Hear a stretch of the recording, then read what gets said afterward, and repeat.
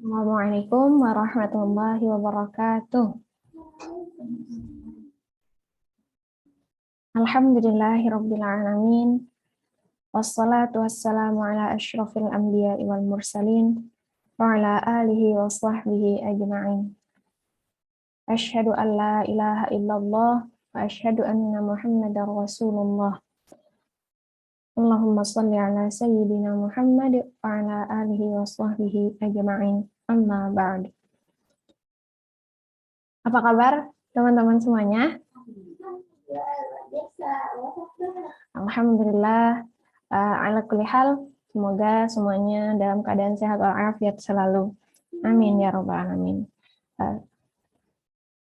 Salawat serta salam mari kita haturkan kepada baginda Nabi Muhammad sallallahu alaihi wasallam.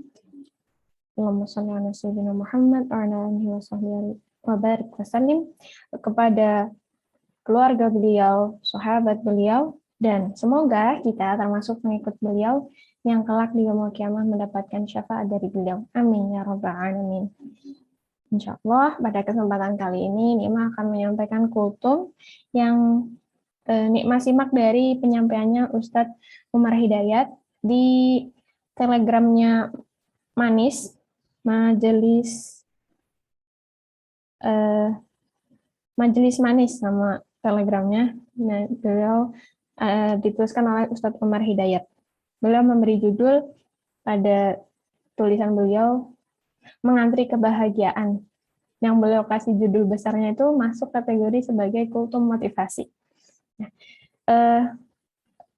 teman-teman semuanya, kita seringkali ketika melihat seseorang bahagia, ada juga kebahagiaan yang masuk ke hati kita dari pancaran bahagianya teman kita, saudara kita, kayak gitu. Nah, karena sesungguhnya kita sedang mengantri kebahagiaan yang sama, bahkan lebih. Gitu. Saat ada kesempatan untuk mengecewakan orang lain, tiba-tiba kita mampu meng-cancelnya. Gitu. Jadi ada orang yang misalnya dia masak, tapi satu temannya mengatakan, tetap enak kok masakan kamu gitu. Padahal tadi dia merasa, ya jangan-jangan kepedesan atau jangan-jangan keasinan gitu kan, sering kali terjadi.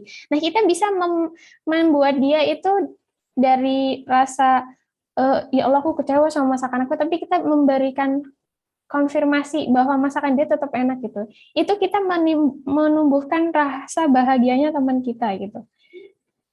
Maka sesungguhnya meskipun itu cuman ngomong iya masakan kamu enak gitu, itu kan kita sedang memberikan konfirmasi positif, dan kita sama Allah dijadikan wasilah biar dia itu happy hari-harinya gitu. Dan apa yang diharapkannya itu menjadi nyata gitu. Tadinya kan kalau habis masak, dia akan bahagia ketika masakannya dimakan sama teman-temannya gitu. Maka sungguh kemuliaan akan segera Allah datangkan kepadanya. Jadi kita yang membahagiakan orang itu, kita juga nantinya akan ikut bahagia gitu. Oh, ternyata dia jadi bahagia dengan ucapan aku yang tadi gitu. Dan sungguh bahagianya dia. Begitupun orang yang memberi akan merasakannya gitu. Kita wow, dia ternyata bahagia hari ini meskipun tadi sempat sedih atau nggak pede dengan masakannya. Nah, siapa sebenarnya orang yang paling bahagia? Dialah orang yang mampu membahagiakan orang lain, yang menegur kita di saat kita salah, yang mau berbagi, mau menolong kita saat kesusahan.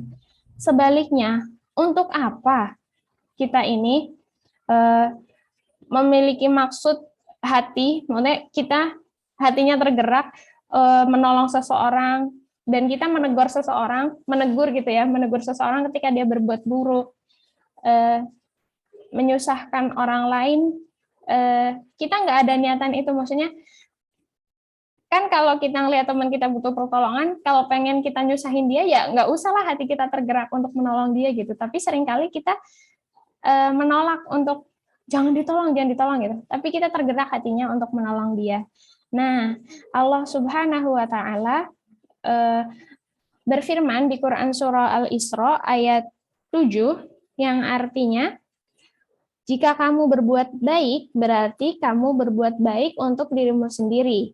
Dan jika kamu berbuat jahat, maka kerugian kejahatan itu untuk dirimu sendiri. Apabila datang saat hukuman kejahatan yang kedua, kami bangkitkan musuhmu untuk menyuramkan wajahmu, lalu mereka masuk ke dalam Masjidil Aqsa. Sebagaimana ketika mereka memasukinya pertama kali dan mereka membinasakan apa saja yang mereka kuasai. Di bagian depan ya, tadi in ahsantum li anfusikum wa in asatum falaha. Jika kamu berbuat baik, berarti kamu berbuat baik untuk dirimu sendiri.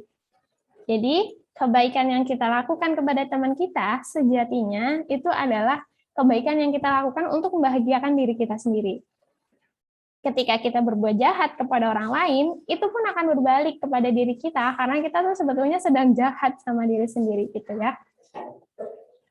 Baik, bukan pula hidup itu kan hidup ini cuma sekali. Maaf, hidup itu hanya satu kali. Bagaimana agar hidup ini selalu berarti dan kita dapat menemukan kebahagiaan bersama orang-orang di sekitar kita, sehingga kehadiran kita pun berarti buat orang lain gitu. Bukan soal harga atau nilai nominalnya, tetapi rasa kebersamaan, kepedulian untuk saling membahagiakan, menyamankan, dan menenteramkan. Itu penting. Maksudnya itu hal penting bagi kehidupan seseorang. Nggak perlu memandang status sosial atau keturunan siapa. Oh, dia anak berdarah biru, ningrat gitu. Ya itu nggak pandang bulu, dia tetap juga kok butuh pertolongan orang lain, dia tetap butuh rasa nyaman bersama orang-orang di sekitarnya gitu. Nah, tetapi keberpihakan secara tulus untuk saling menghargai dan berbagi senyuman mereka adalah bagian kebahagiaan kita gitu. Jadi misalnya ada bakti sosial ke panti asuhan, kita melihat adik-adik tersenyum, bahagia, meskipun ibarat kata nominalnya hanya paket buku, paket untuk alat perlengkapan belajar gitu. Tapi itu sangat berarti buat mereka dan itu kebahagiaan mereka menghadirkan juga kebahagiaan di hati kita.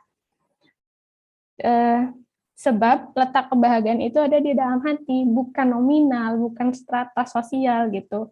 Jadi dengan melapangkan hati terasa cukup, hati yang penuh syukur dan kesabaran, insya Allah kebahagiaan itu menjadi berharga buat orang-orang yang hatinya penuh syukur dan lapang gitu ya. Lalu bagaimana agar kita senantiasa bisa meraih kebahagiaan? Nah, kita mengambil pelajaran dari Imam Asy-Syafi'i agar kita selalu bisa merasakan kebahagiaan tergantung pada cara kita melihat orang lain. Nah, menurut Imam Asy-Syafi'i ada dua cara. Yang pertama yaitu adalah ainur ridho atau bahasa kekiniannya orang-orang sering mengatakan positive thinking deh gitu. Nah, maka dia akan menemukan sejuta alasan untuk melihat kebahagiaan bersama orang lain. Kalau kita baru bertemu orang gitu, atau misalnya kita tinggal di lingkungan baru gitu, kita kan punya segala alasan buat, wah aku bahagia meskipun aku belum kenal, ya namanya juga baru bergabung gitu ya. Jadi seperti mata lebah, kemana saja yang dia cari dan dihampiri selalu saja hal yang baik gitu. Jadi kan lebah itu akan mendatangi sesuatu yang baik gitu ya, bunga-bunga yang memiliki madu yang manis gitu. Kemudian sama lebah dikeluarkanlah menjadi hal yang positif, madu gitu. Enak rasanya, kebermanfaatannya juga banyak gitu. Yang cara keduanya yaitu adalah ainus syuhti, yaitu negative thinking. Loh, kok bisa? Katanya biar bahagia. Nah, yang bagaimana? Menemukan sejuta alasan untuk menghalangi orang lain bahagia, itu setidaknya tidak mengakui setidaknya tidak mengakui bahkan membencinya. Yang ia lihat hanya negatif, keburukan dan kebencian. Tidak ada alasan yang paling patut untuk disuguhkan kecuali berpikir negatif dan penuh kebencian seperti seekor lalat. Jadi di sini kalau kita melihat keburukan seseorang gitu ya, tapi kan orang itu nggak melulu buruk, nggak melulu dia berbuat jahat gitu. Kita memandang dia buruk itu apa hal yang dia perbuat, bukan personalnya gitu. Kalau personalnya kita tetap harus mendekati gitu. Oh, dia bukan yang mau sholat jamaah ke masjid, ya jangan ditinggalkan. Kita harus, oh ya mungkin waktu itu dia sedang lalai gitu ya. Nanti kalau kita ketemu lagi, kita ajak dia gitu. Jadi kita berikan aura positif yang kita miliki, biar pandangan negatif kita ke orang lain itu mulai berkurang. Dan itu diibaratkan seperti lalat. Jadi itu lalat akan selalu kemana saja yang ia hinggapi, dia itu akan menempati sesuatu yang kotor, buruk gitu. Yang kemudian suatu hal yang dihinggapi dia, misalnya teh gitu ya, atau makanan, tiba-tiba dihinggapi lalat gitu. Makanannya teh bersih, tapi karena yang nempelin lalat, itu jadi nggak, ih, aduh, aku nggak jadi makan itu deh gitu ya. Soalnya udah ditempelin lalat. Karena ketenangan, kebahagiaan, dan keberkahan adalah harta yang tidak bisa dibeli oleh siapapun. Kebahagiaan adalah pilihan sadar yang harus diperjuangkan. Jadi untuk kita mendapatkan bahagia, kita harus sadar berjuang untuk mendapatkan itu sungguh-sungguh. Nah, kuncinya ada di hati yang bersabar dan mudah bersyukur. Ya, semoga Allah lapangkan hati kita dan Allah jadikan hati kita orang-orang yang hatinya selalu bersabar dan mudah mensyukuri setiap nikmat yang Allah berikan. Amin. Sekian dari Nikmah, kurang lebihnya mohon maaf. Assalamualaikum warahmatullahi wabarakatuh.